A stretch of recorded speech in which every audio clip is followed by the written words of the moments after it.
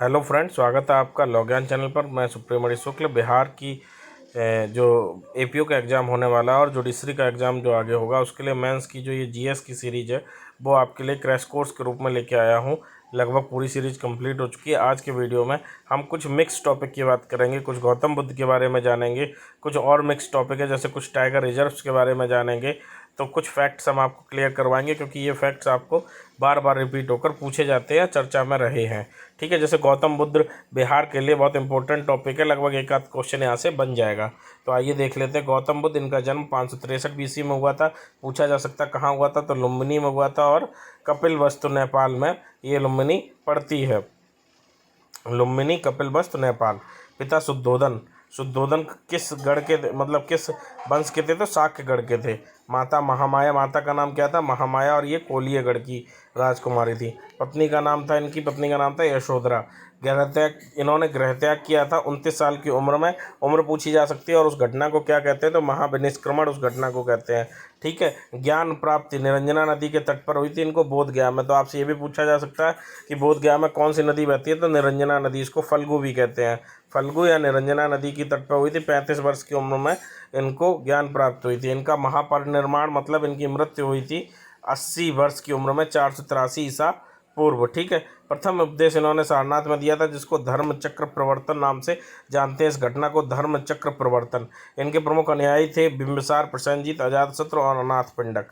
ठीक है। तो ये हो गए गौतम बुद्ध के बारे में फैक्ट। गौतम बुद्ध के अलावा महावीर स्वामी के बारे में भी पूछते हैं तो उसका एक शॉर्ट हम बना के डाल देंगे। अभी आगे के देख लेते हैं। कुछ ऐसे अभ्यारण्य, देखिए आपको सभी अभ्यारण्य थोड़े बहुत देख लेने चाहिए, लेकिन यहाँ पे मैं आपको सभी नहीं कवर करा रहा हूँ। यहाँ मैं बस वो कवर कराऊंगा जो आपसे थोड़े बहुत पूछे जा सकते हैं, क्योंकि ये चर्चा में रहे हैं किसी न किसी वजह से।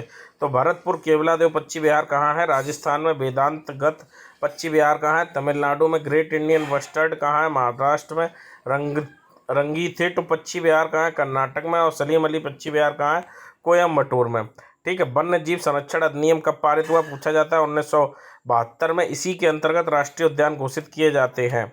ठीक है। तो राष्ट्रीय उद्यान किस अधिनियम में घोषित किए जा सकते हैं, ऐसे भी क्वेश्चन पूछा जा सकता है। तो वन्य जीव संरक्षण अधिनियम 1972 के अंतर्गत। ठीक है। 2017 तक देश में 103 राष्ट्रीय उद्यान थे। ठीक है। राष्ट्रीय उद्यान में वन्य जीव अभ्यारण्य के रूप में संरक्षित करने का प्रारंभ कब हुआ था, भारत में 1983 में।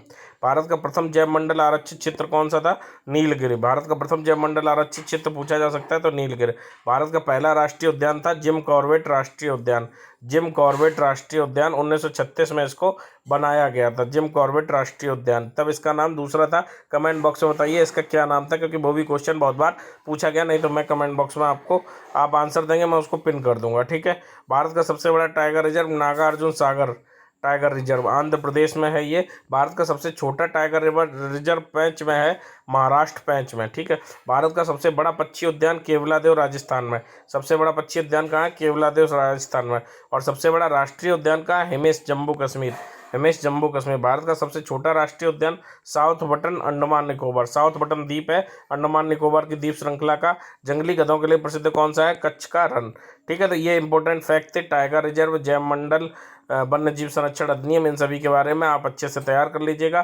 थोड़ा महात्मा बुद्ध के बारे में आपको बताया। इसी तरह से अब कल आपका फाइनल वीडियो आएगा 30 डे जो बिहार एपीओ का क्रैश कोर्स है उसका। और आपके लिए शुभकामनाएं। आपका बहुत जल्दी पेपर होने वाला है। बिहार एपीओ का पेपर आपका बहुत अच्छा हो। बाकी जुडिशरी की तैयारी के लिए भी ये कोर्स बहुत इंपॉर्टेंट है। अगर आप वीडियो को देख रहे हैं पूरी सीरीज़ देख लीजिएगा, आपको बहुत फ़ायदा मिलेगा। अगले वीडियो में फिर मिलेंगे। धन्यवाद।